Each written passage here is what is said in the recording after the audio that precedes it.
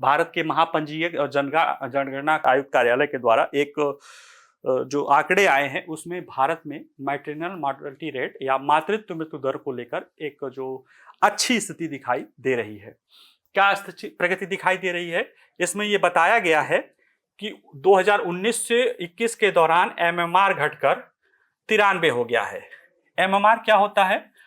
1 लाख मतलब प्रसव जन्म देने वाली माताएं यानी बच्चों को जन्म देने वाली 1 लाख माताओं में कितनी माताओं का जन्म मृत्यु हो जाती है बच्चों को जन्म देने के दौरान। तो ये 93 हो गया है। 2018 से 20 के दौरान 97 था, 2017 से 19 के दौरान ये 103 था। यानी देखा जाए तो 17 से लेके 21 के दौरान, अभी ये बात जब तक का आंकड़ा है तब में ही कम से कम जो है कितनी कमी आई है? 93, 10 की कमी आई है। यानी हर 1 लाख पे 10 महिलाएं अब बच्चों, हर 1 लाख जन्म पे 10 माताएं कम मर रही हैं। हालांकि अभी भी जो टारगेट है सस्टेनेबल डेवलपमेंट गोल का उससे ज्यादा है, लेकिन ये है कि कमी ये देखी जा रही है। ये ओवरऑल भारत के लेवल पे देखी जा रही है। और ये कमी के पीछे कहीं ना कहीं सरकारी नीतियों, स्वास्थ्य सेवाओं के बुनियादी ढांचे में सुधार और मातृत्व स्वास्थ्य सेवाओं के बारे में बढ़ती जागरूकता के संयुक्त प्रयास के द्वारा ये हो रहा है।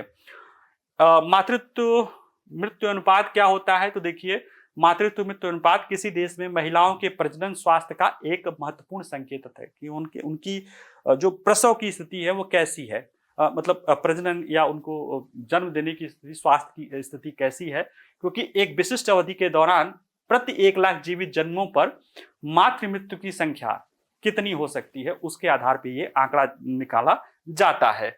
WHO द्वारा जो है मातृ मृत्यु को गर्भावस्था के दौरान या गर्भावस्था की समाप्ति के 42 दिनों के भीतर किसी भी कारण से या गर्भावस्था उसके प्रबंधन में संबंधित किसी भी कारण से होने वाली मृत्यु के रूप में वर्गीकृत किया जाता है। तो इस दौरान अगर किसी मां की मृत्यु हो जाती है तो वो एमएमआर में वो शामिल कर लिया जाता है।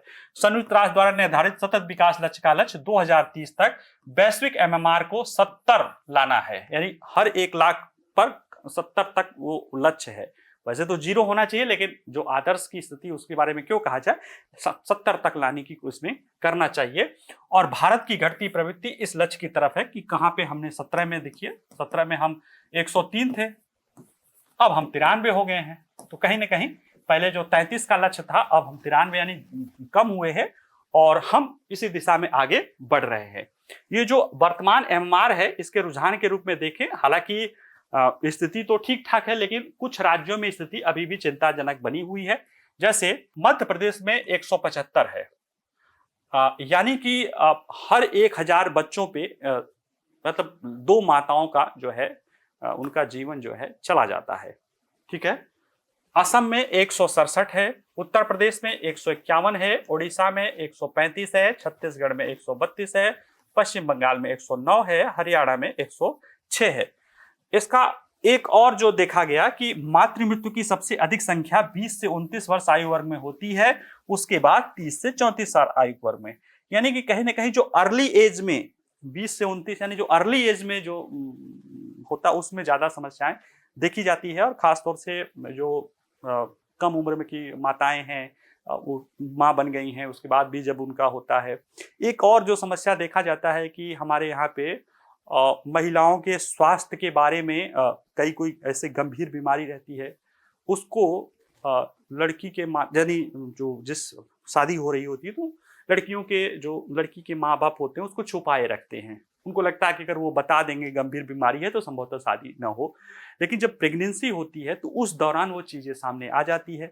अच्छा, लड़की भी नहीं बताती है क्योंकि नई नई शादी हुई रहती है या जो भी रहती है, उसको लगता है बताएंगे तो बदनामी होगी या क्या हो सकता है। लेकिन वो कहीं ना कहीं गंभीर हो सकता है अगर चीजें पता रहे। तो एक सामाजिक भी कारण है, लेकिन सिर्फ सामाजिक कारण ही नहीं है, और भी बहुत सारे कारण है। कुपोषण की समस्या है, जन्म के समय प्रशिक्षित स्वास्थ्य कर्मियों द्वारा उसको देखभाल न किया जाना, ये बहुत सारी साथ है, या उसमें चिकित्सकीय लापरवाही, खान पान का समस्या, ये कई सारे कारण हैं जो कि इस चीज को बढ़ाते हैं, मतलब एमएमआर को नुकसान पहुंचाते हैं।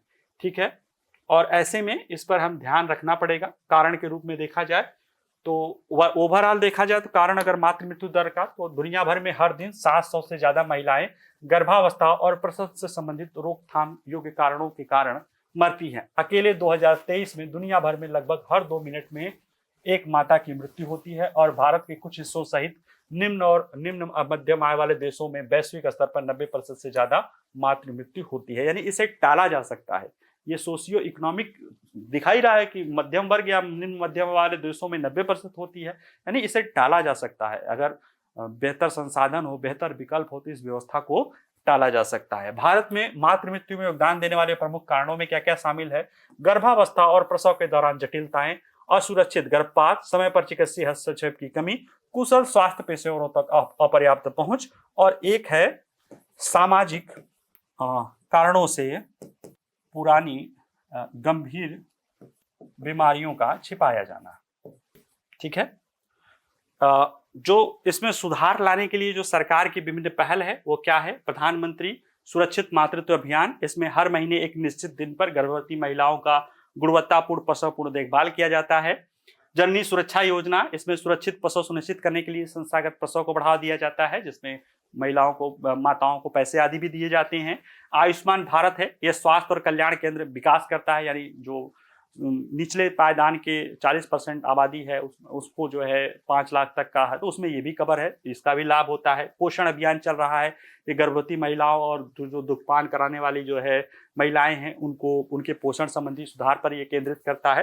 तो इन सारे प्रयासों के कारण ही धीरे धीरे जो है इसमें सुधार देखा जा रहा है। अच्छा खासा जो 10 अंक का सुधार देखा गया है वो देखा जा रहा है, लेकिन अभी भी चुनौतियां बना हुआ है क्योंकि वो सभी क्षेत्रों में नहीं है। कुछ राज्यों में चिंताजनक ये बना हुआ है।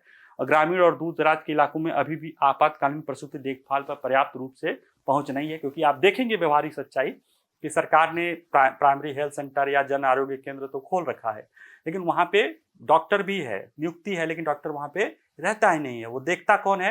कंपाउंडर या जो उसका वहां पे स्टाफ है वही सारा चीज देख ले रहा है, जो कि उसके लिए प्रशिक्षित नहीं है। और इस हाशिए पर पड़े समुदायों में सरकारी योजनाएं और मातृत्व स्वास्थ्य बारे में जागरूकता कम है, लेकिन इसको गति बनाए रखें और 2030 तक अगर सस्टेनेबल डेवलपमेंट गोल को प्राप्त करना है तो इन मुद्दों को, जो चुनौतियां हैं, इनको संबोधित करने की आवश्यकता बनी हुई है। ठीक है।